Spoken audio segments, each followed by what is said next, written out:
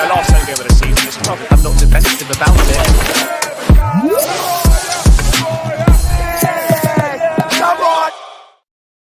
Yes, people, what's happening? Welcome back to the channel. Welcome back to another live stream, and welcome to all your latest Chelsea transfer news and, of course, Napoli preview as well for the big one in the Champions League tomorrow night. Big up to everyone that's locked in. Make sure you're smashing the like, subscribe if you're new around here. All of that good stuff. Get involved in the chat. You lot know exactly what to do. And we've got a packed show as always. The big breaking news this morning, or this afternoon even, is that Chelsea looks set to miss out on Douglas Luiz despite making an initial approach to Juventus. The player is believed to prefer a move to Aston Villa, so it looks like we're going to miss out on Douglas Luiz. We'll dive into all the latest in regards to that and reported contingency plans for Chelsea. Apparently, they have contingency plans in place, and now would be a pretty good time to see them with about 6 days of the transfer window remaining. We've got all the latest on the pursuit of Jeremy Jacquet, obviously all the latest with Aaron Anselmino, what Chelsea's plan is at centre-back for the final few days of the window. We've got Fabrizio Romano saying that Chelsea are going to be very busy. I think he seems to say that every window, and not much ends up happening. Maybe it'll be different this time. It's been reported by The Athletic that Chelsea do have an option to recall Mamadou Sarr from Strasbourg if they wish to do so as well. Plus the latest on, obviously, the likes of Tyreek George and Kendry Paez as well, with question marks hanging over their futures, obviously, at Chelsea and at Strasbourg. But before we go any further, people, just a quick reminder, as always, make sure you check out Jerseys FC Soccer Shop. Link is in the description. Use code BLUEBROTHER for 20% off. Names, numbers, patches, whatever you want on the back. Good quality, affordable prices on your Chelsea kits, retro kits, international kits, any other club kits that you want. Make sure you check them out. That is enough about that. Let's see what you lot are saying in the chat, and then we'll get this show on the road. We need a midfield cover. I agree. So glad we're not getting Luiz. He's not at our level. I think that's a bit... I don't necessarily agree with that. For someone to come in for 6 months and be a squad fill role, I think he's more than capable. And he's going to more than likely end up going to Aston Villa and probably play a key role in them finishing in the top 3 and the top 4. Yes, big up to you, brother. Miss out, I'd say more lucky escape like this guy. No, it's not about, the quality of the player necessarily. It's more about the fact, you brief interest. You say you're looking for midfield cover, and then, one of the main targets that was on your list doesn't want to join you and would rather go elsewhere. It's more about the optics of it for a Chelsea perspective. It's not necessarily about, oh my God, Douglas Luiz is unbelievable. How gutting is it that we've missed out? It's more about the fact that, as I said, you're briefing interest in this player. It's clear that he's amongst some of your top targets, and you've been rejected. Yes, big up to you. Yes, afternoon. Yes, big up. No, I don't think we will. Any move for Valentin Barco, in my opinion, wouldn't arrive until the summer. Yes, big up. Smash up the likes. Yes, people. Luiz has had injury issues, yep. Look, we discussed this yesterday. I think there's a very good chance that could potentially happen. Very good chance that could potentially happen.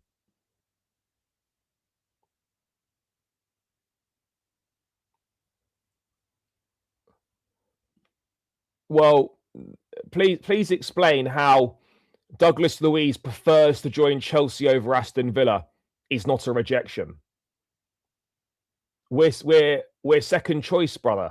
So as far as I'm concerned, he doesn't want to join us. He'd join us as an alternative option, but we're not his first choice. So if you're not first choice, then at the end of the day, he prefers to join Aston Villa over Chelsea.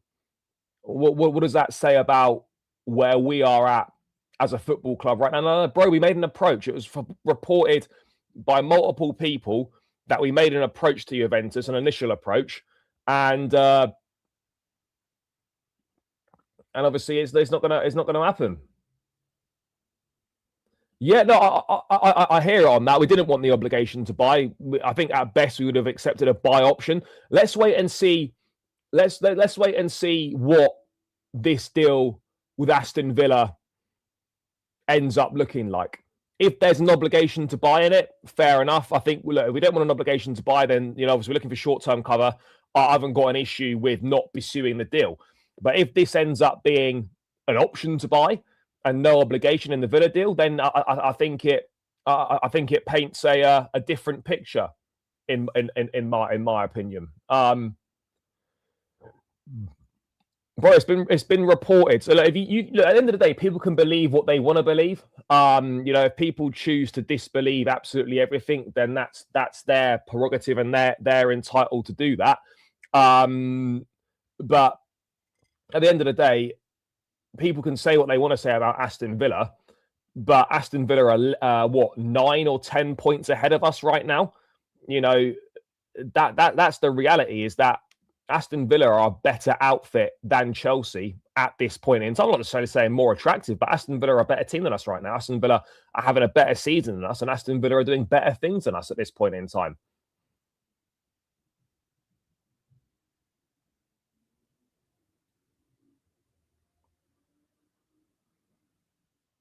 Yeah, he has played for them before. And the fact that, obviously, as well, they got no Yuri Tielemans. They've got no John McGinn and no Boubacar Kamara for the rest of the season. John McGinn's out for 6 weeks, and Yuri Tielemans is out for about 8 weeks. So he's going to go straight into that team and play. And I understand that from his point of view, that at Chelsea, he'd be probably a bit of a squad filler. But at Aston Villa, he's going to go straight in and he's going to play. That's the reality of the situation. He's going to go straight in there and he's going to play. Now, let me just bring this up now.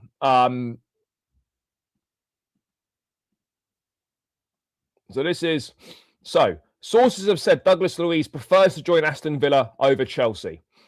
Aston Villa made a fresh inquiry to re-sign Douglas Luiz on loan. 27-year-old is currently on loan at Forest from Juventus, but could leave the City ground before Monday's transfer deadline. Chelsea are also interested in the Brazilian international, but sources have told BBC his preference is Villa. Luiz loan to Forest will turn into a permanent move if he makes a certain number of appearances, but he's not done so yet. Yeah. That's that. So yeah, Luiz prefers to join Aston Villa, and from a playing time perspective, it makes sense.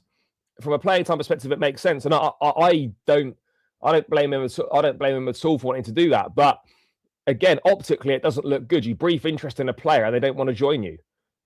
That's the issue that I've got with this. I haven't got an issue that Chelsea more than likely aren't going to sign Douglas Luiz. My thing is that you made it public you want a player, and said player doesn't really want to join you. You know that if he does join you, you're basically a second choice, which is not an ideal situation to find yourselves in, to be perfectly honest. It's not an ideal situation to find yourself in whatsoever.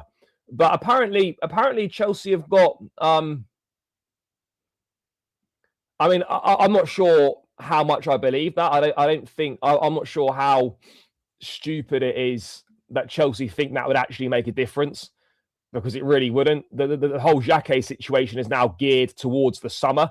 So yeah, Chelsea recalling Ansel Mina is not going to suddenly make Rennes drop their asking price. So I'm not really sure why that was the case. His girlfriend has signed for Leicester.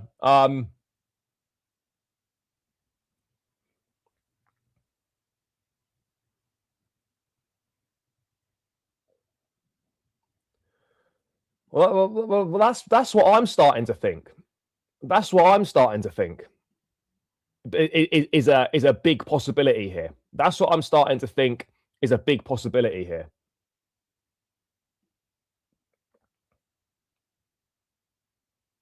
Yeah, we were discussing this yesterday. I actually wish that Chelsea hadn't. I wish that Blueco hadn't purchased Strasbourg. To be perfectly honest, I really do. And I know people might think that's mad, but I genuinely wish that we didn't purchase Strasbourg. It's causing us way too many problems. Let's go for Kante. Again, that would be an easy... I think Chelsea have got options here, potentially. You know, we discussed N'Golo Kante, Ruben Neves potentially as well. N'Golo Kante would be one of those ones that is a very easy PR move to get people back on side. It might not make sense from a footballing standpoint because he's not the player that he was, and Ruben Neves would be a better fit from a football standpoint. That's the reality of the situation, you know. But I think that, you know, missing out on Luiz is for the sake of an obligation to buy deal. I don't have an issue with that. I don't have an issue with that. If you don't want the obligation to buy in there and Juve are demanding an obligation to buy, I'm not going to get annoyed about that. But it's more just the optics of it for me personally. We've seen it before. You know, as a straight loan, it would have been adequate. It would have been similar probably to a Dennis Zakaria kind of thing. Not outstanding, but would fill in and would do a job. And that's kind of what Chelsea are looking for. Now, obviously, the Athletic are reporting there are contingency plans in place.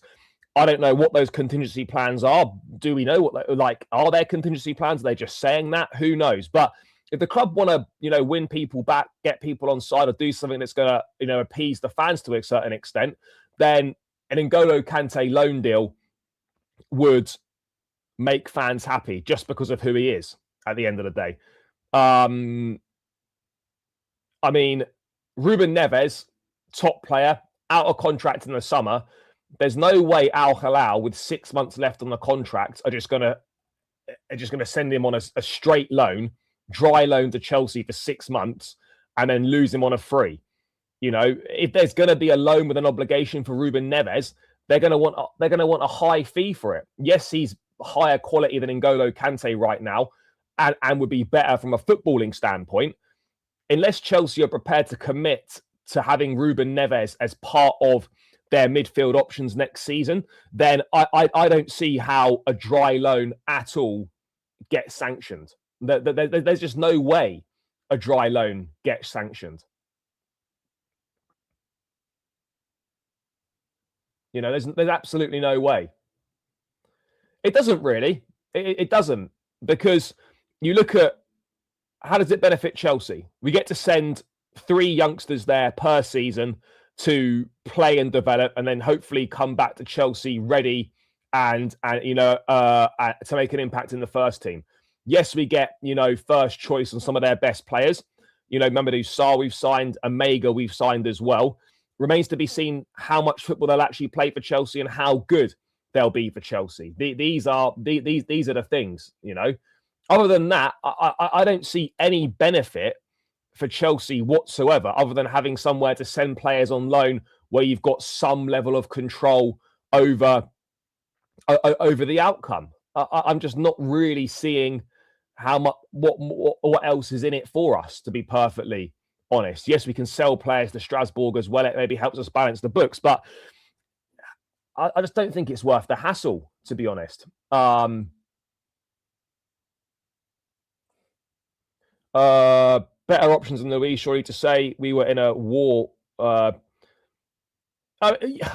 is, though, for short-term loan for 6 months where you don't want an obligation to buy, it is a pretty limited market. It is a pretty limited market. Well, again, back in training, I don't know what that means when it comes to Lavia. He's not in open training at the moment. You know, there's an open training session before, obviously, the boys go off to Napoli. I don't really know. I mean, I wouldn't get your hopes up about seeing Lavia anytime soon, to be perfectly honest. Big up to you, brother. He's watched the whole ad to make me money. I mean, what an exceptional guy. What an exceptional guy you are, brother.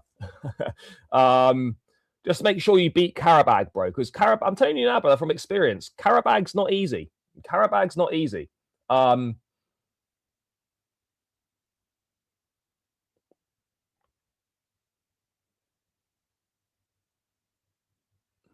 I mean, look, Lavia's not back in full training. He's not. There's no way he's back in full training.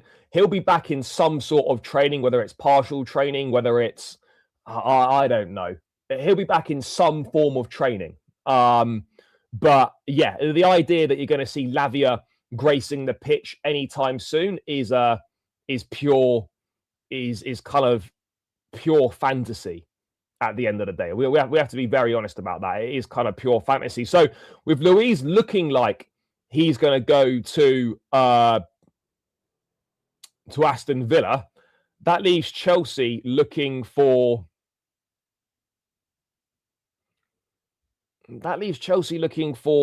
alternative options. That leaves Chelsea looking at maybe Kante, maybe Ruben Neves.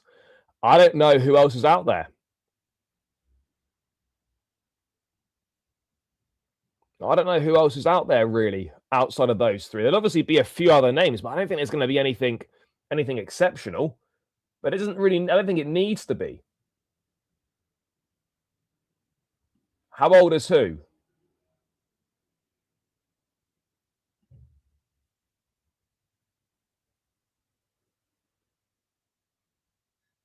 I'm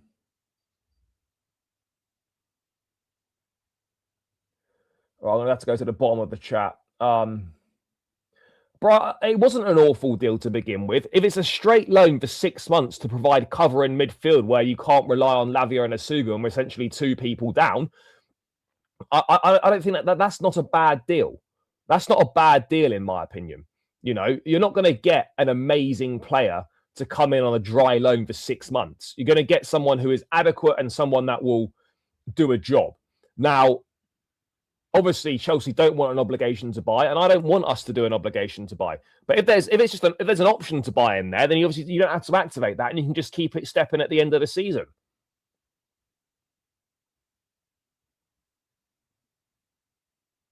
Yeah, Cole Palmer was back in training yesterday, and he was in the open training session this morning.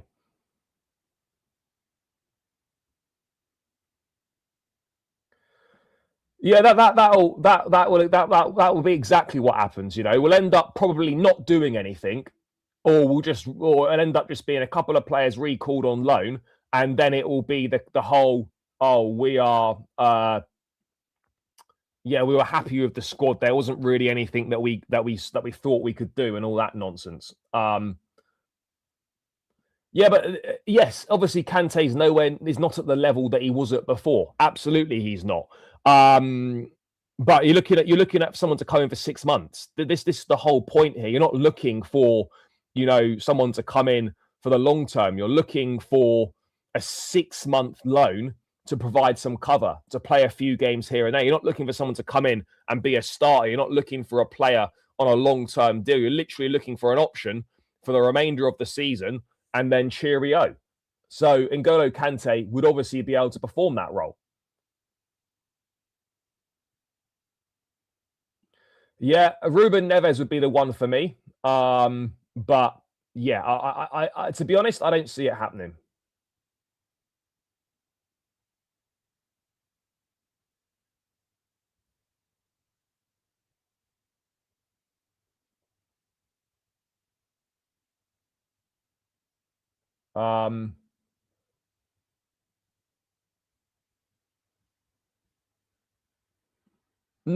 No, I don't think that at all. I don't think that at all. No. But anyway, so look, Douglas Luiz, it looks like Chelsea are going to miss out. He's going to go to Aston Villa instead. And as I said, let's wait and see what the details of that potential deal is going to be. If there is an obligation to buy, fair enough. It's the right thing for Chelsea to do to not be a part of that deal. But if it's just a buy option, then yeah, that doesn't look particularly good, because we could agree to a buy option and then just not bother buying him.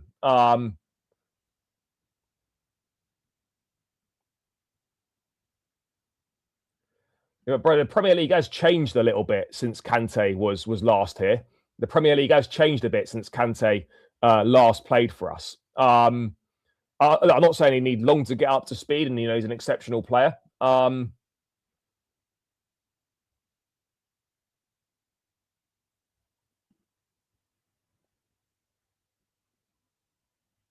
bro, Loftus-Cheek, I think, is going to end up staying in Milan. I think that there are reports that Aston Villa are potentially exploring a loan deal for him, but I don't think Loftus-Cheek is going to leave AC Milan this month and come on loan anywhere. Yeah, that's all they need to be. They'd literally be coming for 6 months. Literally coming for 6 months. So this is what people seem to be missing, is that we're not signing these guys on 4, 5, 6 year deals. It's 6 months to provide cover because Lavia and Asugu are injured and really can't really be counted upon for the remainder of the season. So this is the sort of players we're looking at. Just, 6 month loan deal, keep it stepping. Whether we do anything or not remains to be seen. So that is the latest in regards to Douglas Luiz. Now, Fabrizio Romano. I mean, look, Chelsea have contingency plans should Douglas Luiz not progress. That's according to The Athletic. Now would be a good time to see those contingency plans. Now, there's what? The window shuts Feb 2nd. So what we got? 28, 29, 30, 31, 1. We've got about 6 days left of the transfer window. And there are still a number of things that can happen. So Chelsea have recalled Anselmino already. That's done. The Paez situation needs to be addressed. Could Chelsea recall Sarr and send Anselmino to Strasbourg? That's another situation. Could Chelsea agree a deal with Ren and Xhaka to come in the summer? Let's wait and see on that. That's something else that could potentially happen. Do the club suddenly just pull something out of nowhere and end up buying or bringing in another attacking player that there's been no links to whatsoever? These are all things that could still happen in the transfer window right now. Now, look, Romano we need to take this slightly with a pinch of salt, because Romano does seem to say that Chelsea are going to be busy in the closing days of almost every transfer window, and more often than not, very little actually happens, and that could easily be the same situation again. Chat, we're on 39 likes, 112 in the building. Make sure you smash that like button. Get this up to 100 likes as quickly as possible, people. Run it up, run it up, run it up. Smash those likes, people. Yeah, get this up to 50, 100 likes ASAP. So Romano saying, as he always seems to say, Chelsea are going to be busy in the final days of January. They want to make some they want to make some movements. Chelsea are assessing their centre-back options still, even after the recall of Anselmino. And there's different names on the midfield list other than Douglas Luiz. Now would be a very good time, guys.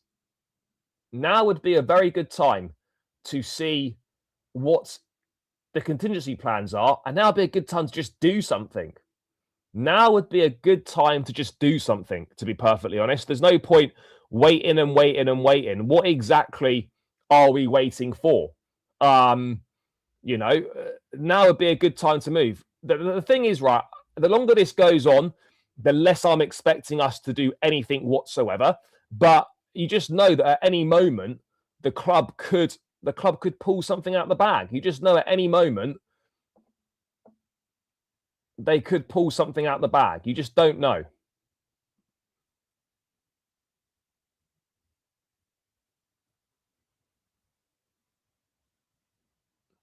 No, look, but the thing that you're missing, brother, is that for a 6 month loan deal, we don't need someone to move the needle. We just need a body to provide cover who is ample at filling in 10 to 15 games across the second half of the season. So I haven't got an issue with this midfield signing. A potential midfield signing on a short-term deal, I've not got a problem with it. Not got a problem with it whatsoever. Let's speak up to you, brother. The problem is, though, bro, it's very difficult to have any faith in these guys because we've seen this. We've seen this play out so many times. Pretending to be interested in players and then ending up just recalling someone from loan and not really doing anything whatsoever. So it's very difficult to not be slightly skeptical, slightly cynical on these directors and on the way that we operate in the transfer market, because we've seen it so many times before in terms of being told stuff, being, the way that things are reported, making it look like we're going to sign players and bring players in, when actually the reality of that is very, very different. and we're going to be doing nothing of the sort. You know, the squad is probably just going to remain how it is. But yeah, look, we wait and see. We wait and see.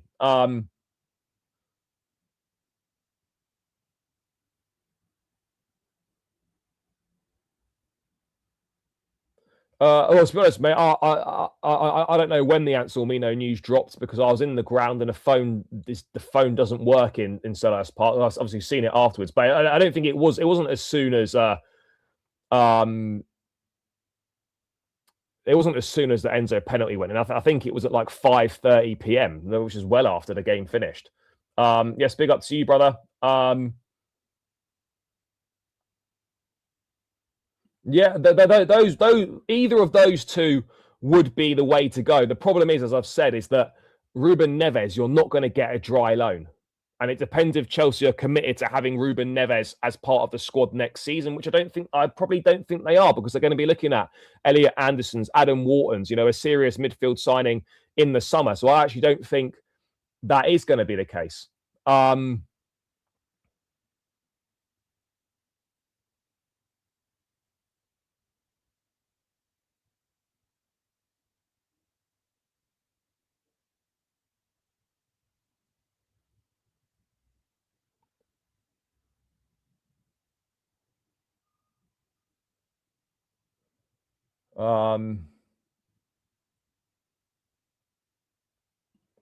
Yeah, bro, I think people are massively overrating Barco. I think they're massively overrating Barco. Barco wasn't good enough for Brighton, like last season. Suddenly, he's had 6 months at Strasbourg where he's been converted to a midfield player because he can't defend, and people are fully gassing him up. Like sometimes you just need to calm down a little bit. Sometimes you just need to calm down a little bit. Yes, big up to you, bro.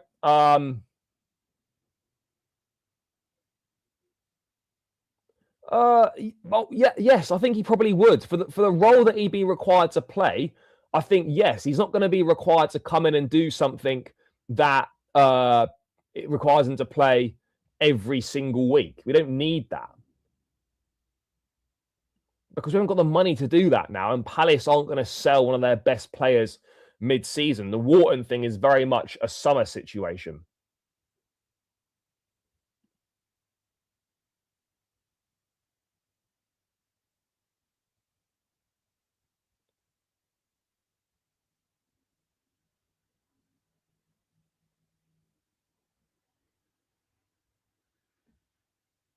No, bro, Rossignol converted into a midfield player because his defending wasn't good enough. That's why. For me, he's still too lightweight for the Premier League. I'm not saying he's a bad player, but every time someone does well at Strasbourg, people just think automatically, oh, Chelsea have got to sign him. Oh, they're definitely going to be a huge success at Chelsea. It doesn't work like that.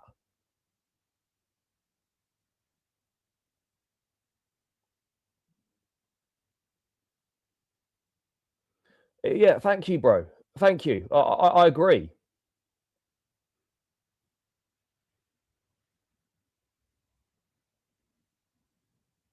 Exactly. This is a player that couldn't really get in the Brighton team, is playing for Strasbourg for 6 months, and now suddenly people think he's good enough for Chelsea and is going to contribute. This is what I don't understand with a lot of Chelsea fans. They think that anyone that does something for Strasbourg for a few moments is suddenly good enough to contribute for Chelsea and really help us out. I just don't. I don't really get it. Playing well at Strasbourg doesn't automatically mean you're suddenly going to play well for Chelsea and be a success in the Premier League.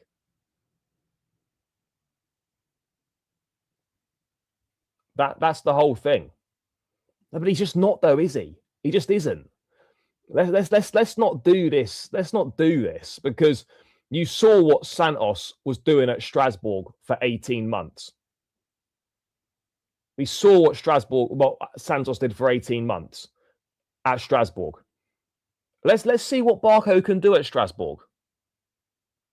Let's see what Barco can do at Strasbourg. But let's not start overrating players and stuff like that.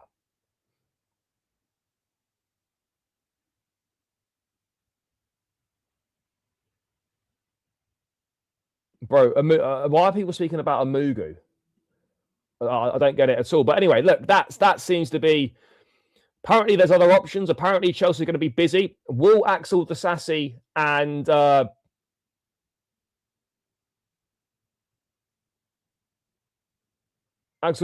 Raheem Sterling, are they ever going to leave the football club? Are we ever going to see the back of them? Are they just going to just stay here forever? I've got absolutely no idea.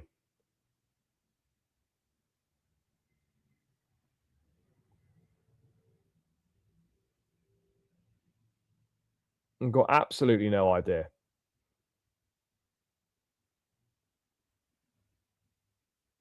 Real strange one.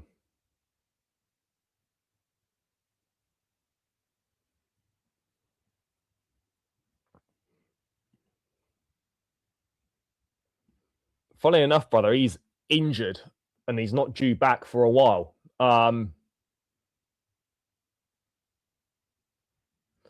No, Sterling, no one wants him at the end of the day. No one wants him. That's the problem, is that there's no clubs have actually come in for him. And that's kind of the reality of the situation and where we're at, is that no clubs have actually come in for Raheem Sterling, which seems mental, but that is exactly the case. No clubs have come in for him yet. But anyway, there's been an update on the centre-back situation with obviously Jeremy Jacquet and all that stuff. From Florian Plettenberg. Interesting situation. So, decisive week for Jeremy Jacquet. At the moment, neither Jacquet and Chelsea have reached an agreement, nor have Chelsea agreed a deal with Stade Rennes. The club must first find an agreement. If there is no decision, everything will be open again in the summer. Whether Jacquet moves to Chelsea will also have an impact on the final decision regarding Aaron Anselmino, who has returned for now. Now, people are sort of, talking about the Anselmino recall and whatnot. And look, it kind of made sense. But ultimately, this is a guy that played 10 games for Borussia Dortmund during a loan spell in the first half of the season because he was constantly injured. This is someone who is basically, we're looking for someone to come in as an option and to play. And this is a guy that played 10 times for Dortmund because he was injured. So you're looking to bring in a reliable option, and you've recalled someone who isn't reliable. You recall someone who's not reliable.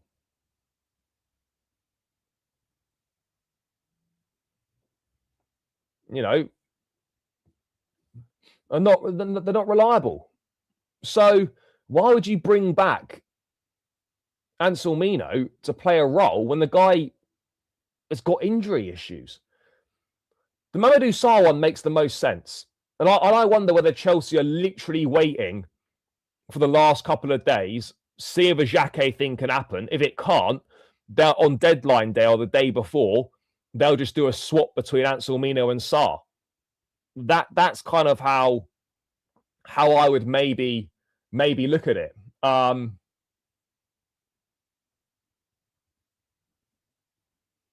Look, he's played well. He's played well when he's been there.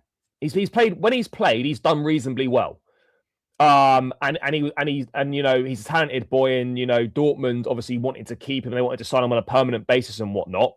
And he has been good when he's played. The problem is he's played 10 games.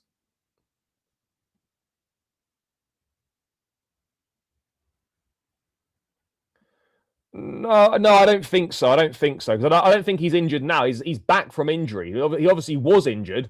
But again, for me, it would make more sense for Chelsea to get the player that Liam Rosenior knows and that Liam Rosenior has worked with before, and the player that is better right now. Mamadou Sarr is better right now than obviously Aaron Anselmino, but maybe they're looking at it from a profile point of view where they feel that Anselmino can better replicate that central centre-back role that Chelsea are looking to cover, and then that would be why they were going for him. I don't know too much. Guys, we're on 65 likes, 122 in the building. Make sure you're smashing the like button. Subscribe if you are new around here as well. Let's get these subscribers up, people. But yeah, smash the likes. So 65 likes, people. This should be on 100 likes. Close the live chat. Quickly click the thumbs up button. It really helps out in the YouTube algorithm. So yeah, please do press that like button. It takes you seconds and it helps out more than you can believe, people.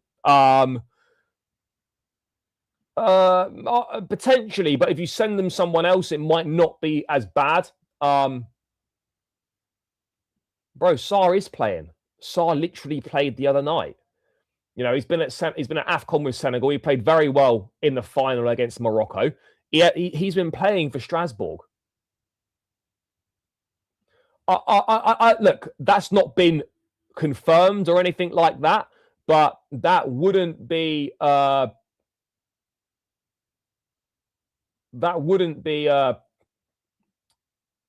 something that would be out of the question.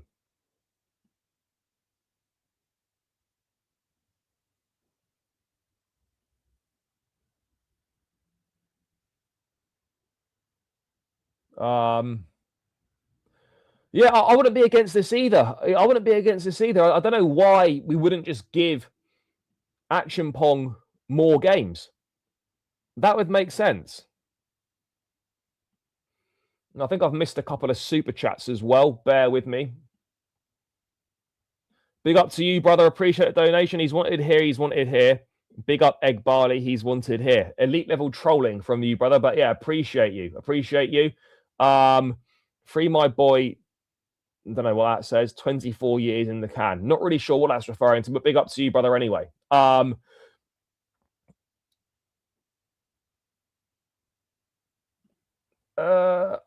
don't know, but all the reporting is saying, you know, Ornstein and whatnot, all the reporting is saying that Chelsea don't want to sell Achimpong. But the problem is that their actions are very different to their words right now. And this guy is not playing very much. He's not playing a lot. You know, he's not playing a lot. So that's something that needs to be... Achimpong probably doesn't start over Chalobah for final. No, he probably doesn't. You know, should he? I think in certain instances he should, and he should be getting a lot more minutes than he is. But yeah, this Jeremy Jacquet situation is going to be fascinating. I mean, look, all of this gets bigged up towards the end of the transfer window, but I just feel like it could be one of those where it's like a huge anti-climax and not very much actually happens. Not very much actually happens.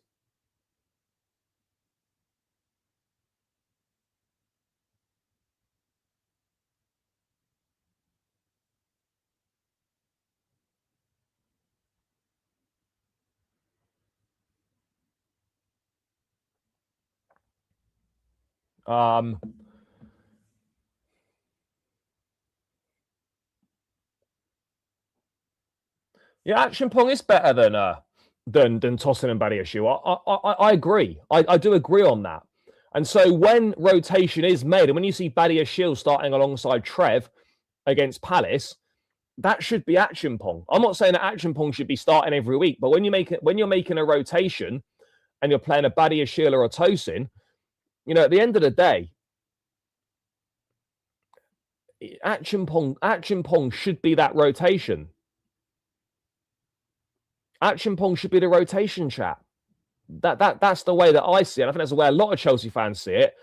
And it's interesting that despite everything that's being said, maybe Badiashile is being advertised. I mean, look, I think he's got the quality and the capabilities to. Absolutely, I think he definitely got the qualities and the capabilities to play that central centre-back role.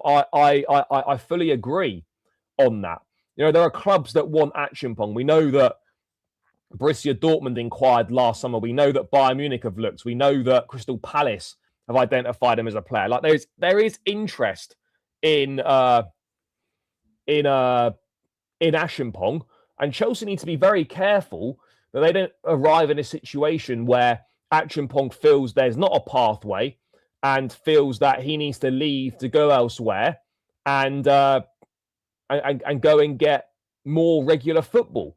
And I think the summer will be very, very telling for that. If Tosin, Badiashile, and Chalobah all leave, does Achimpong see himself playing a big part at Chelsea in the future? If they don't leave, then we're in a situation where, it's Achimpong could look to move somewhere else, could easily look to move somewhere else and play more regularly, like his talents deserve. So Achimpong's definitely one to watch in the summer, without doubt.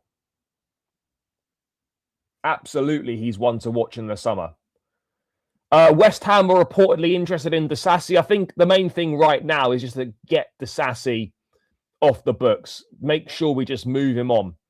That, for me, is the most important thing. Get him moved on. And the same with Sterling.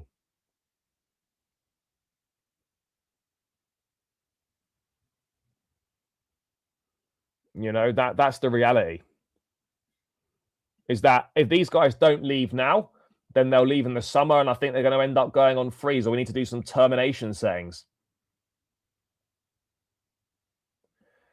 I mean, sadly, bro, I think that's the way that it's looking at the moment. I think that is the way that it's looking in regards to Achimpong, that right now it looks like, the loan is going to be the way forward. It looks like the loan is going to be the way forward with Achimpong. So, yeah, not an ideal situation. But we'll see. We'll see what happens. But I think it'll be very telling. It's all very well saying, they're not going to sell him and all that, and they don't want to sell him. But if a big offer arrived in the summer, then that's a totally different situation. With actual money on the table, an offer on the table, somewhere where he can go and play regularly and be a first choice, there's going to be a big decision to be made for Achimpong, and there's going to be a big decision made for Chelsea as well. So that's something that we've got to look ahead to in the summer. That's 100% something that's got to be looked ahead to. Bro, Lewis Hall signed a new 6-year contract, was about to go on loan to Crystal Palace. Then that loan didn't happen, and he was suddenly sold to Newcastle with a loan and an obligation. That whole situation with Lewis Hall was a really weird one. I have to be honest, it was a really strange one. I don't know what was going on in regards to that, but ironically, we could have done with keeping Lewis Hall, but clearly, he didn't want to stay at the club, or he felt that there wasn't a situation where he was going to get the minutes that he wanted. And so, yeah, he went to Newcastle where he's playing.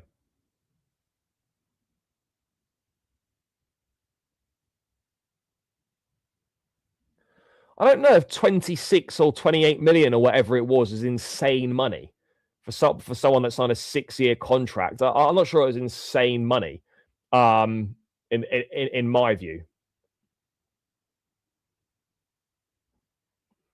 But I think it's also that Chelsea didn't perhaps value him. I don't think Chelsea looked at, a pathway for him and whatnot. I don't think he felt wanted or felt valued at the football club. And I think there's a number of young players that haven't felt wanted or valued by Chelsea. That's the reality of the situation. And these kind of actions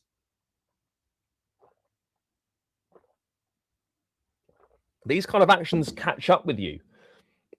These kind of actions 100% catch up with you, chap. They absolutely do.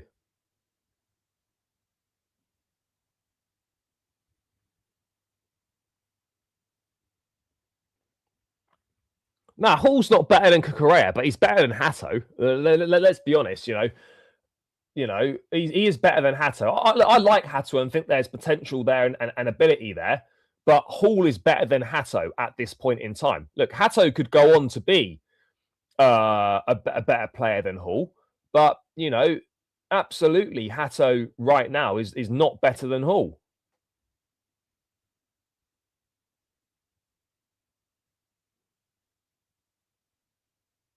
That's the reality.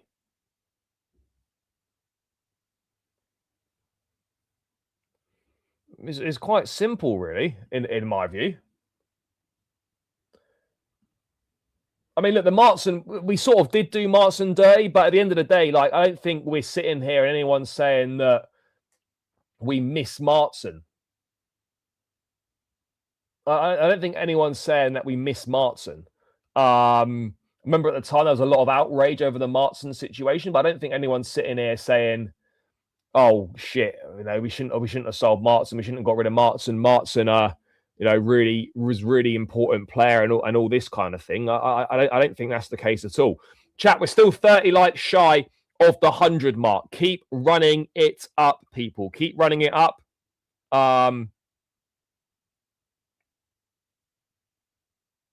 Keep running those likes up, people. We need 30 more likes to the 100 mark. Run it up, run it up. Make sure you do. There's 124 in the building. Keep subscribing if you're new around here as well, guys. But yeah, the likes are really important on the show. Yeah, Dortmund didn't offer enough money at the end of the day. There's no surprise there. Dortmund not offering money. Imagine my shock that Borussia Dortmund offering lowball offers. Incredible, really, isn't it? Incredible at the end of the day. I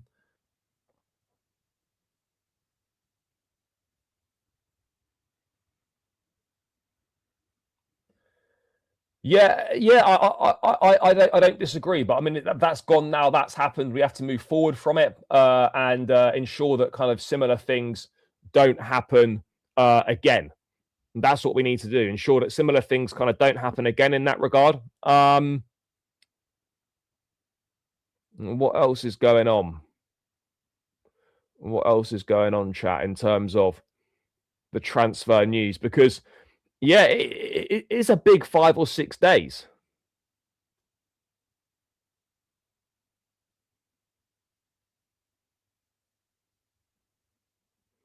Will we be seeing any major movement in the next 5 or 6 days? I'm skeptical on that. I am skeptical on it. 100% I'm skeptical on it. I don't know what to expect from this.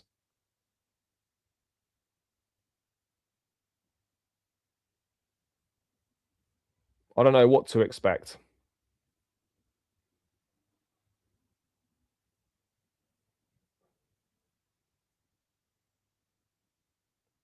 Let's have a look if there's anything else to go through transfer-wise before we move on to the game against Napoli.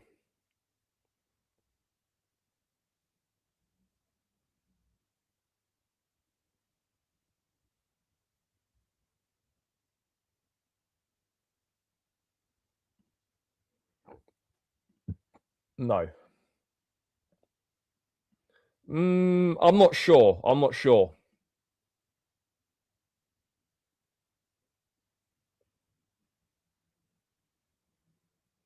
Anyway, let's move away from that Jacquet stuff. Let's talk Chelsea versus Napoli, chat, because tomorrow evening it is the last round of the Champions League phase, and a win would, I think, secure us a place in that trusted top 8 and would see us avoid an extra 2 games in the playoffs, which is exactly what we want to be doing. Exactly what we want to be doing, because we don't want another 2 games packed into an already crazy schedule. And Chelsea, obviously, I presume, are flying out to Napoli today, or maybe they're going out. Maybe they're going out tomorrow morning. I've got absolutely no idea. Maybe they're going out tomorrow morning. I don't know. We'll have to wait and see. Yes, Napoli aren't in great form. They're going to be missing 6 or 7 first-team players potentially, but it's a tough place to go. They have to win to get themselves into the playoffs. This won't be easy. This absolutely won't be easy at all. But I think, we have got a good opportunity here, given the issues that Napoli have got. Now, Chelsea obviously going to be without Lavia, without Caicedo. Not Caicedo, sorry, without Lavia, Colwell, and Asugu. Other than that, I presume everyone is gonna make the trip. Cole Palmer's trained for the last 2 days, So I'd imagine that he's making the trip. Whether he starts or not, that remains to be seen. Whether that starts or not remains to be seen. But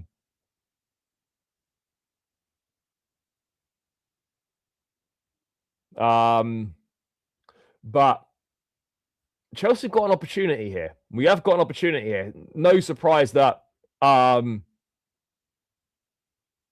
Luiz, not Douglas Luiz, sorry, that Romelu Lukaku suddenly is back fit again after missing pretty much the whole season. He's suddenly fit again for this game, I think. It's going to be tough. It's going to be tough. You know, how do we set up? Do we go a bit more cautious? Do we take the game to them? What do we do? We are going to have to play better than we've been playing recently. I think, you know, we can get a decent result like we did against Palace. The result against Palace was good, obviously good, and the performance was the best we've had under Rossinia, in my opinion. Bro,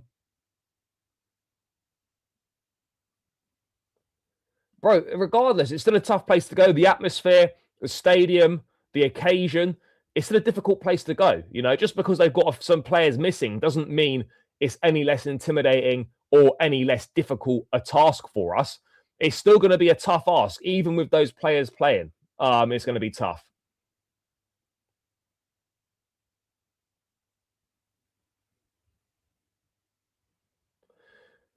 No, I think what we need to do is go with, again, the same situation, a midfield pivot behind someone. Now, if it's me, personally, I'm probably starting Cole Palmer on the bench.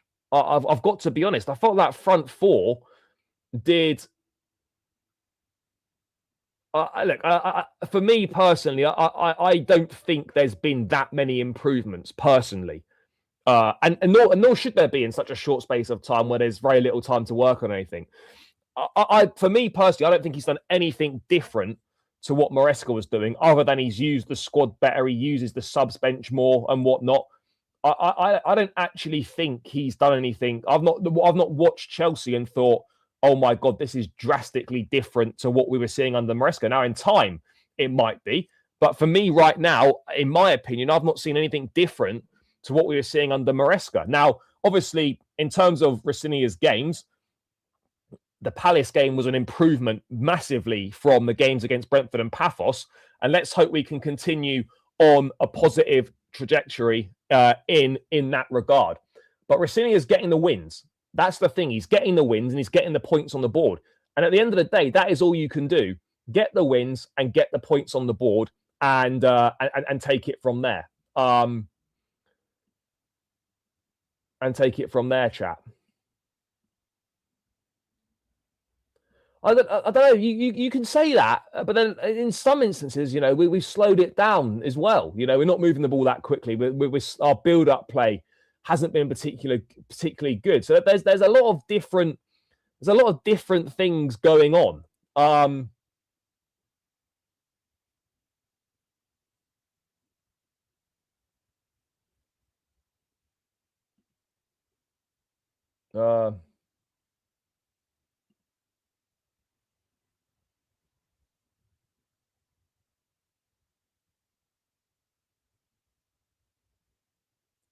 But yeah, anyway, let's get into a team lineup. Let's get into a team lineup for this Napoli game.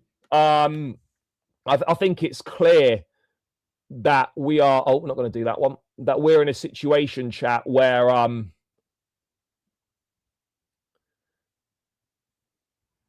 mean, I'd be tempted to go.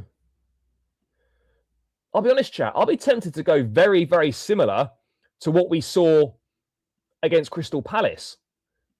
Maybe one or two changes, but I don't think I'll be doing anything majorly different, in my opinion. Obviously, you stick Robert Sanchez in goal. I'd stick with Reece James at right back.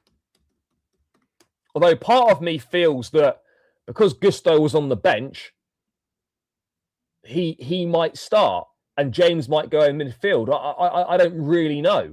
But this is your captain. You need to play. This is a must-win game. You've got to go with your best team. I think the fact Badia Shield's definitely not part of the best team. So it's going to be Fofana and Chalobah at the back with Cucurella at left back.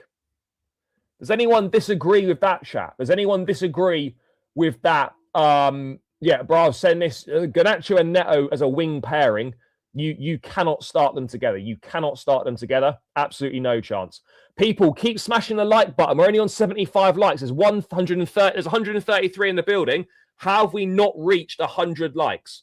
How have we not reached 100 likes? Run it up, guys.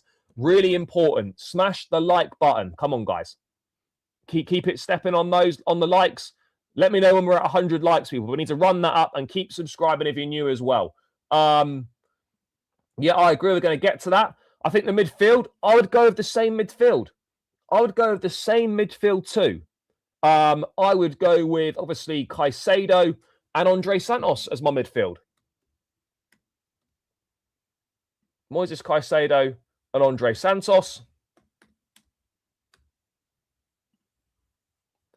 And then I get it. People are going to be keen to see Cole Palmer start.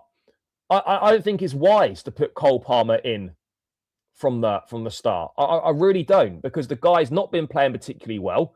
And I think he'd be better off coming from the bench. I really do. Enzo Fernandez has been playing very well recently. Enzo Fernandez is not going to miss out in this game. Enzo Fernandez will definitely play in this game. It just depends whether he plays in the pivot, or it depends whether he plays as a number 10. My concern would be is that we see Esteval miss out and Palmer starts on the right-hand side.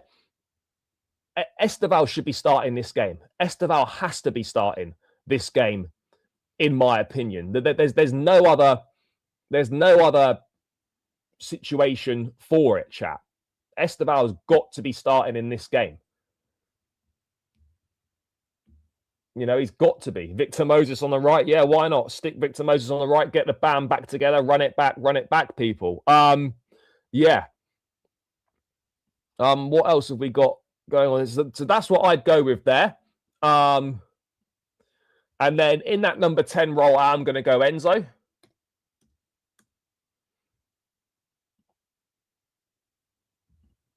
I'm then going to go on the right-hand side. I'm going Esteval on the right. I know people are hating on Neto and he's not been good recently, but he will play and he will start on the left, and then João Pedro up front. That's what I'd go with. We don't need to be seeing 3, 4, 5, 6 changes. You bring in one change at centre-back, for Fana in for Badiashile, and then you stick with the exact same team. I'm literally making one change. And then you make a few changes for the game against West Ham on Saturday. That's what you do, in my opinion. That's what I would do. That's what I think should happen. Whether it does happen or not remains to be seen. But that, for me, is the team that gives us the best chance of getting the job done. That's the team that gives the best chance of getting the job done. But again, I wouldn't be surprised if Garnacho plays. I really wouldn't be surprised if Garnacho plays. I really wouldn't be surprised if we see Esteval on the bench and Cole Palmer plays on that right-hand side. I think you need to go with that pivot behind Enzo Fernandez. It provides more support. Look, I still think that Nicholas Jackson's a better number 9 than João Pedro, but Pedro, if he continues the form that he showed at the weekend, you know, could definitely change my opinion. But one game's not going to change my view on that. I need to see this from João Pedro on a more consistent basis. That was probably Pedro's best performance for a long, long time in a Chelsea shirt. You know, a long, long time. Palmer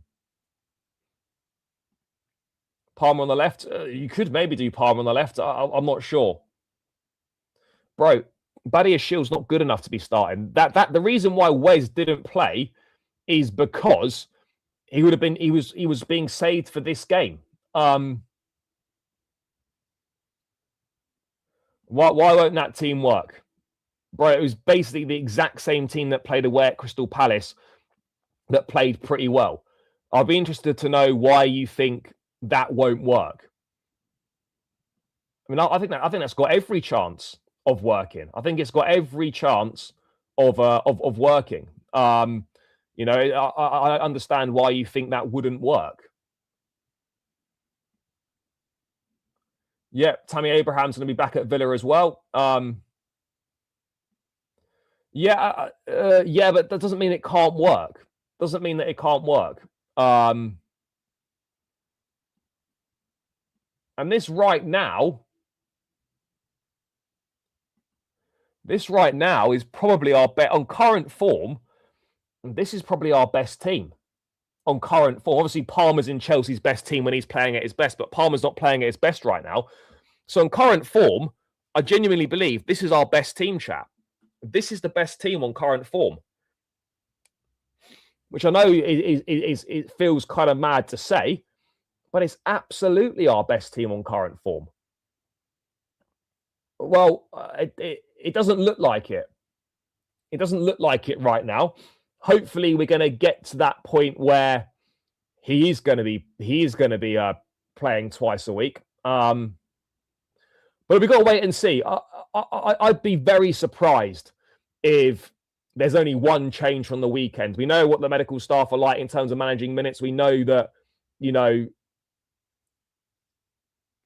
there's going to be... Look, I hope we've got to be honest, chat. I think we know there's going to be more than one change. I'm sensing there's going to be a number of changes. There could be 3 or 4 changes potentially.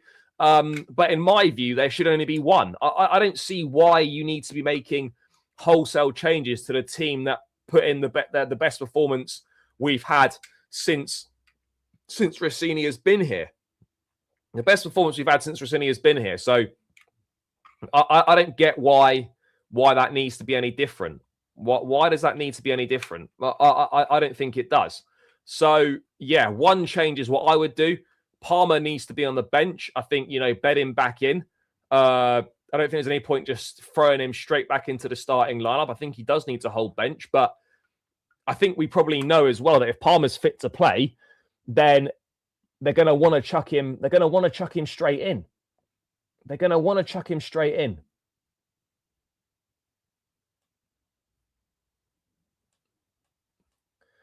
No, I mean, if Gusto plays, it could well be James in midfield then, and Santos misses out. That's what would have happened under Maresca. I'm not sure that will happen under Rossini. But part of me feels that there's a chance that, you know, we do see Gusto play this game because he was on the bench. You know, is there a chance that Jamie Gittins starts?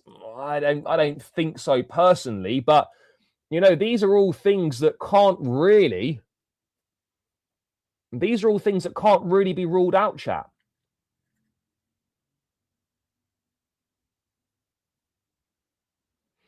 I mean, look, if Cole Palmer were to play, I think Esteval misses out, to be perfectly honest. I genuinely think Esteval misses out. It's basically, if Cole Palmer starts, it's Esteval or Santos that will miss out. Yeah, I agree. You can't go to Napoli away, a must-win Champions League game to finish in the top 8, and your captain's on the bench. You cannot do that. You cannot do that at all. You cannot do that at all. Apparently, Douglas Luiz back to Aston Villa is done. That's the news coming through, chat. I think we're gonna find out if we've got that obligation to buy.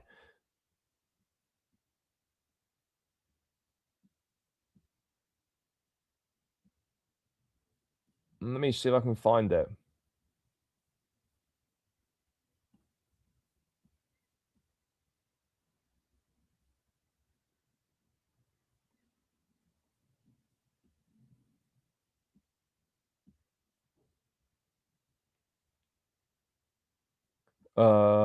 Where is it? Was there a Romano? Apparently there's a Romano on this. Let me have a look.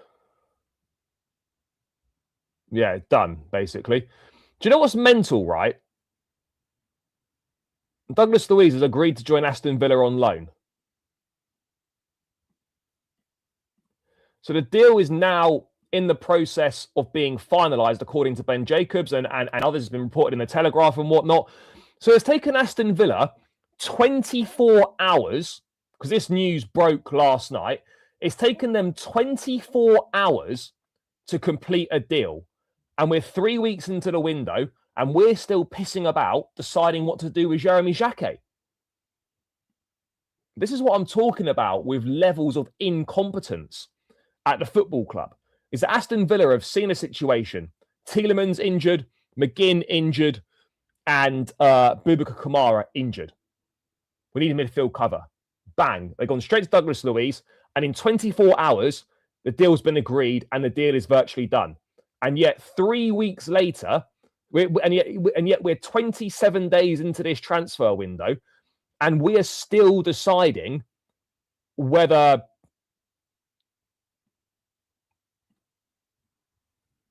we're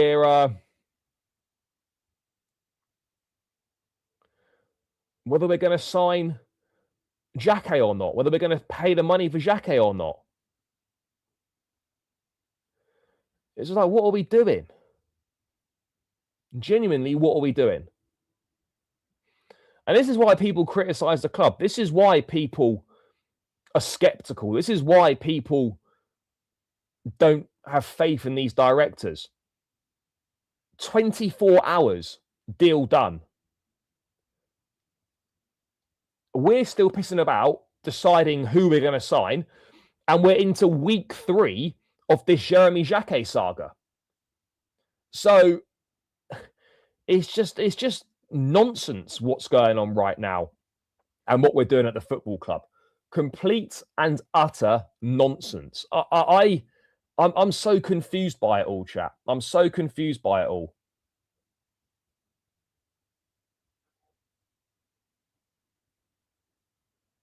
So confused by it all.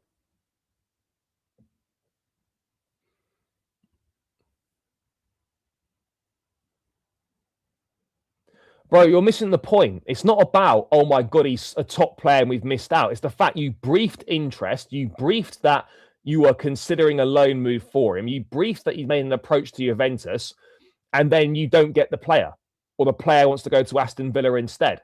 This is what people aren't understanding about. No, bro, we were considering him. He was an option, and he chose Aston Villa instead. That's the reality of the situation. You know, people need to wake up and realize that A, Chelsea aren't as attractive as what people think they are, and secondly, how can people not understand the optics of this? Is that we take so long to do everything. Why have Aston Villa come in and done a deal in 24 hours? Why are we 3 weeks in to this Jeremy Jacquet stuff and no decision's been made? No one's taken any action. This is exactly it, bro. Rock, paper, scissors going on between these 5 clowns that you've got in a sporting hierarchy. No one gets anything done. Everyone deflects onto everyone else. And we got people saying, do you really believe that we wanted him?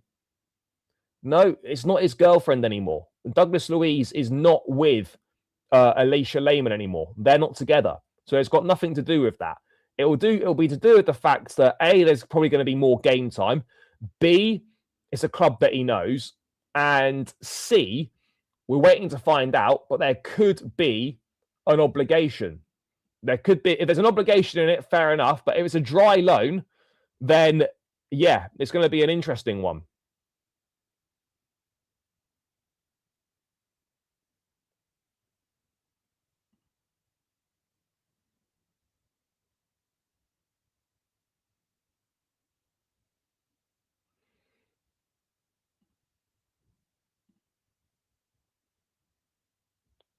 Yeah, Douglas Luiz. Yep. No obligation to buy. No obligation to buy in the deal.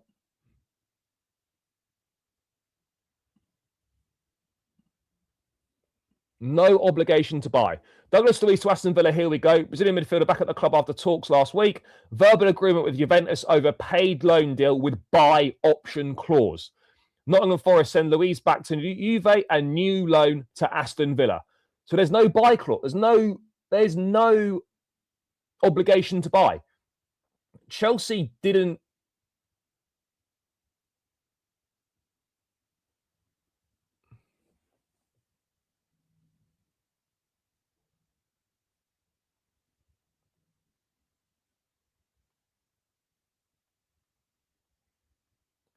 So there's no obligation to buy either. Deal done in 24 hours. No, it's a buy option. Buy option is just like at the end of the day, if you want to buy them at the end of the season, you can decide if you want to. A buy option is not an obligation to buy. It's not an obligation.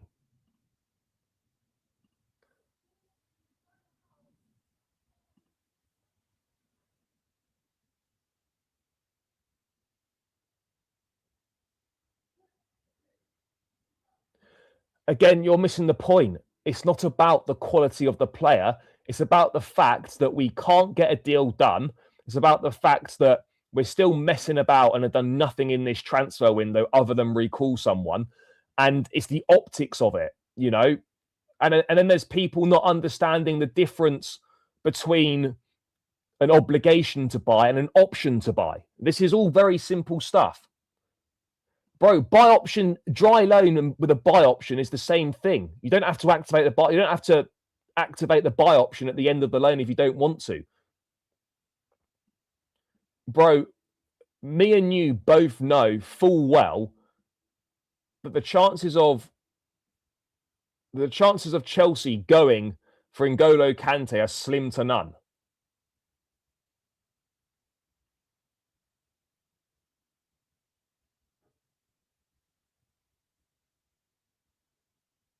Yeah, he was there, yeah. Yes, bro, how much evidence do we need that we can't get deals done or we take so long to do deals? Enzo Fernandez, we wasted so much time. We had to send Egg Barley in to finish it off because we couldn't, because the sporting directors couldn't finalise the deal. The same thing happened with Moises Caicedo. We took so long on those negotiations that we almost missed out on him. There are countless examples of where Chelsea cannot get deals done.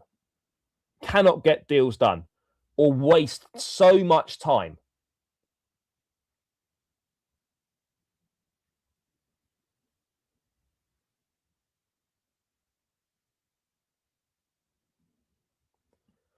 No, an option to buy, it doesn't matter. Option to buy can be unrealistic if you want. You know, there might be an option to buy for 30 million euros at the end of the season, but it's up to Aston Villa. There's no obligation with an option to buy that you have to activate it. You know, option is what it stands for. Option. No, my issue is that we're not serious in the transfer market. We are not serious in the transfer market. We are poor negotiators. We brief everything and don't get anything done. I don't understand why people find this so difficult to understand. And people will say, oh, yeah, but there's 5 or 6 days left in the window and we could still do something. Have people not been watching how we operate in the transfer market, what we do under this ownership? Antoine Semenyo, prime example. Briefs that we made an approach when we absolutely knew full well there was no approach whatsoever. You know, we're briefing interest in Douglas Luiz, and then you can't go and get a deal done. You know, it's the optics that matter. It's not necessarily the quality of the player in this instance. But don't brief everything you do. Don't make it out like you're going to bring players in when you've got no intentions of bringing players in. Don't constantly make everything so public with all the negotiations that we're doing. Osimhen, another prime example. You know, we take too long. We're not good negotiators. We're not good at getting business done.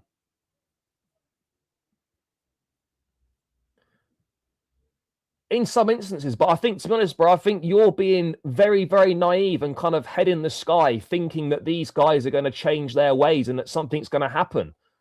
You know, there'll be some reporters that will exaggerate things, 100%. Of course there are. But not every single reporter is lying. And there's enough evidence to know that how we act in the transfer market is not serious. That these directors send people for a ride. And then people believe it. And there are still people that think that Chelsea are going to go and do something big in the market and it's going to be all fine. What is that faith being based on? Is it just pure hope that because there's some time left, something might happen? We're just at the pure hope stage.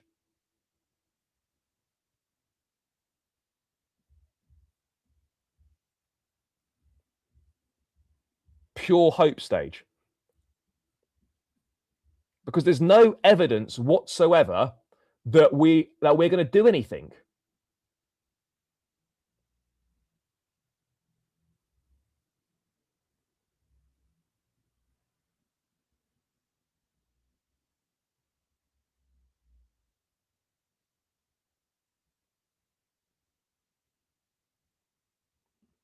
Exactly. No, I wouldn't, because you obviously missed the stream when the news broke that we were considering an approach. I was on board with it for a 6-month loan deal. It made sense to bring someone in as cover who can fill in.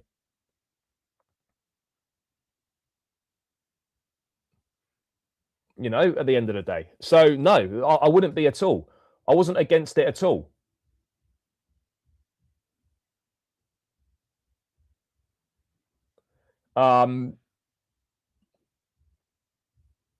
But I'm just staggered that people think that we're going to do stuff in the market when there's so much evidence to suggest that we're not serious. There's so much evidence out there that we just brief interests in players when we've got no way of actually, we're not serious about bringing players in.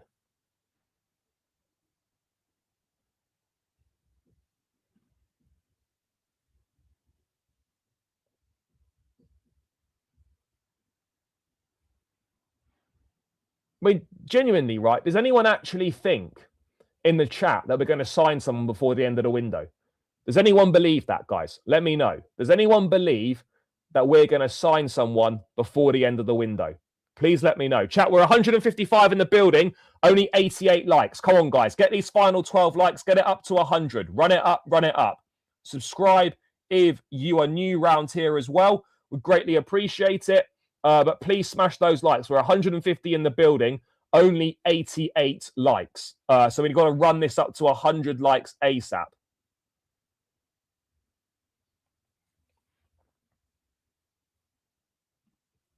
Again, when have I said we spent too much money? We did spend, we recklessly spent, which is why we're under those UEFA restrictions. Both things can be true at the same time. We take too long and we're not serious in the market. Both those things can be true. All of those things can be true. It does not have to be one or the other. All of those things are true. We've wasted a lot of money. We've bought too many players. We take too long with our negotiations and we're not serious in the market. All four of those things are true. It's not like a couple of those things are true and others aren't. All four of those things are true in regards to Chelsea. Those are the facts. All of those things are true.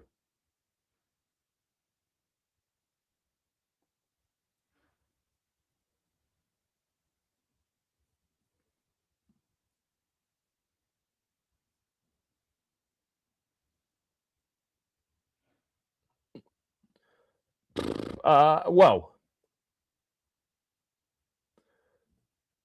yeah, I mean, it'd be fantastic. It'd be absolutely brilliant. But I think we all know that the chances of that happening are very, very slim. Slim to none, I would say.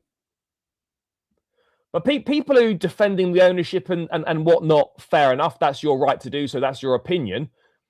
Can people please tell me what they're basing us making signings before the end of the window on? What are they basing it on? I'd love to know where that optimism comes from. that we're going to do something? Can someone please look? We might end up doing something. There's every chance when the window's open, something could happen. So please, people that think we're going to do something, or people that are optimistic we're going to do something, what are you basing that on? Because right now I'm finding it very difficult to understand where this optimism and hope is coming from that we're going to do something in the market before the end of the window. I think this is just going to be exactly the same as last January, where we're taken for a ride. It's made out that we're going to do something and we end up doing nothing, and we just recall a couple of loan players.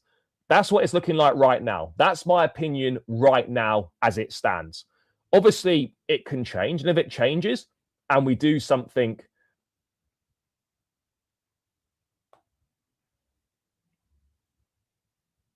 No, I agree. I agree with you. I'm not here for pointless signings. But when you brief that you're going to sign a centre-back, and when you brief that you want a midfield player,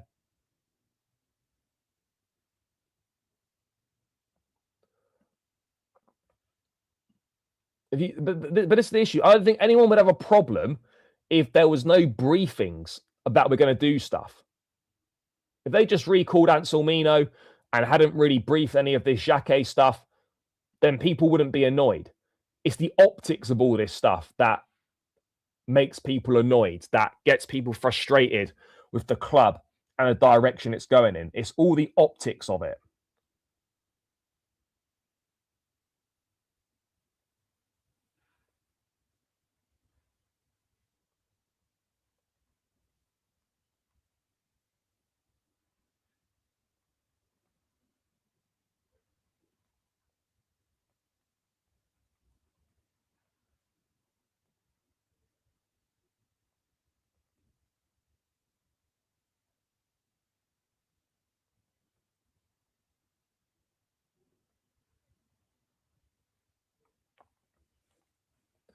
But yeah, I just don't. I think it's going to be exactly the same as last January, in my opinion. If there's a pleasant surprise, I'll hold my hands up and accept that I was wrong on this instance. But for me, I've just seen this play out so many times before that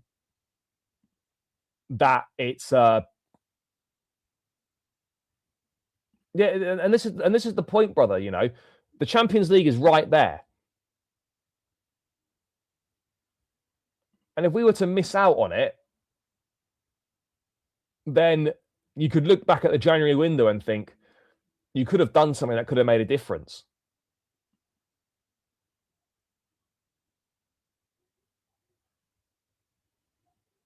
But anyway, yeah, Liverpool or Bayern, I think, could get them. Well, let's see. Let's see, you know. But I think it's important to remember in regards to starts, Graham Potter was unbeaten in his first 9 games, didn't last the season. There's no guarantees just because you start well, that means you're going to be a success. Obviously, I wanted to be a success. I said many times when we were going through all this stuff when he was coming over, I want every Chelsea manager to be a success. So he started well. Let's hope it continues. Let's hope it continues.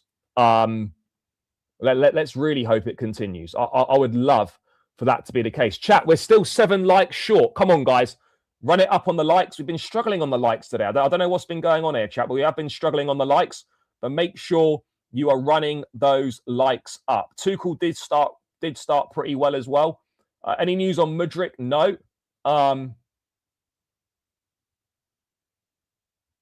Yeah, Potter was unbeaten first 9 games, 100%.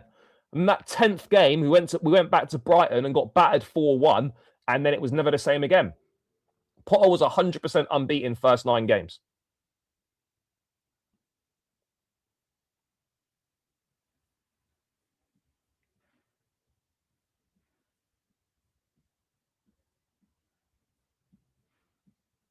So yeah, anyway, guys, keep smashing the likes. Run it up, run it up. Subscribe if you're new.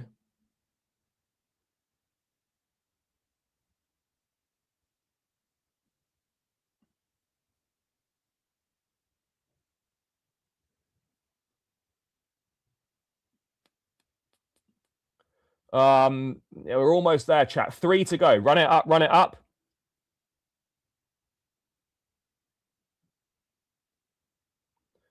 Look, anyone that wants the manager to fail is not a Chelsea fan, in my opinion, because at the end of the day, your hatred of an ownership or what's going on should be outweighed by you wanting the club to do well. I don't like this ownership. I don't like how they operate, but I want Chelsea to be successful more than I dislike this ownership. Anyone that is actively wanting the club to lose is not a fan, because no fans should actively want their team to lose. No fans should want their team to lose. Well, at the end of the day, if he wants the manager out, I think it's ridiculous, and I don't think that's being.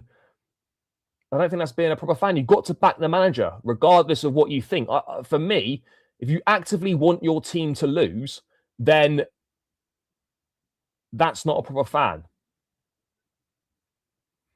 At the end of the day, you can dislike a manager, fine, but if you actively want your team to lose, that's not being a proper supporter for me. That's not being a proper supporter, in my opinion. You still got to back the manager at the end of the day, chat. You still have to back the manager at the end of the day.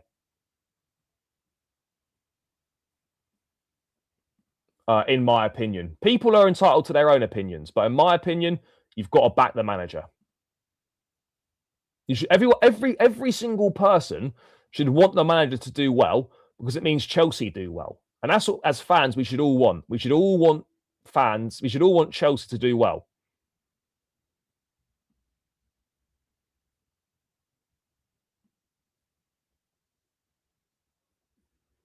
It's as simple as that. Yeah, we did. We did. We did. Anyway, what else is going on? Is there anything else major happening right now?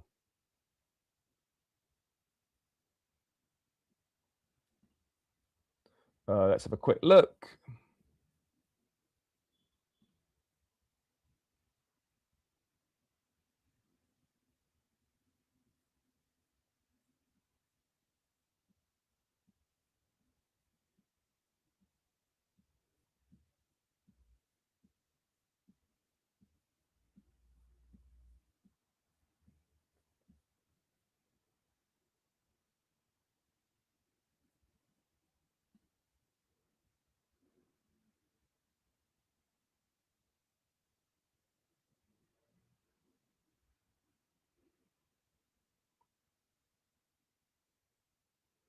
No, I don't think so. I don't think so. But nothing can be ruled out. But I don't think that's the case, personally. I don't feel that's the case. Anyway, chat. I'm going to round this one out now. Big up to everyone that's tuned in. Make sure you smash the like button on the way out. Subscribe if you're new round here. I'll be back. Oh, when will I be back? There'll be no show tomorrow because I'm going to be in Italy. There'll be some clips from the stadium and whatnot uploaded, chat. But yeah, otherwise it'll be match reaction out on Thursday morning, guys. Match reaction out Thursday morning, and then I'll be back in the UK Thursday afternoon. So if there's anything major, we'll be back with a live show Thursday. If not, we'll be back Friday, chat. So make sure you stay tuned in for all this content coming over from Italy. If there's any major breaking news whilst I'm out there, I will get a video out. If not, we'll be back Thursday or Friday, chat. Make sure you stay locked in. Smash the like, subscribe if you're new around here. Enjoy the rest of your day. Enjoy the game tomorrow, wherever you're watching it. And yeah, big up to everyone for the support. And I'll catch you lot again soon. Up the Chelsea, and we're out. Love.